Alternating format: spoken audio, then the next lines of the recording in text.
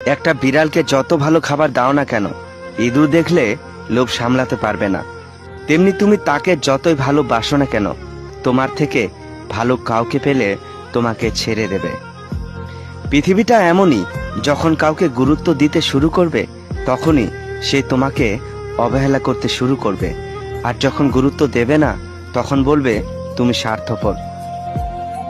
জীবনে কখনো কাউকে পাওয়ার জন্য কাঁদবে না, কারণ যার জন্য তুমি কাঁদবে সে কখনোই তোমার হবে না, আর যে তোমার হবে সে কখনো তোমাকে কাঁদতে দেবে না।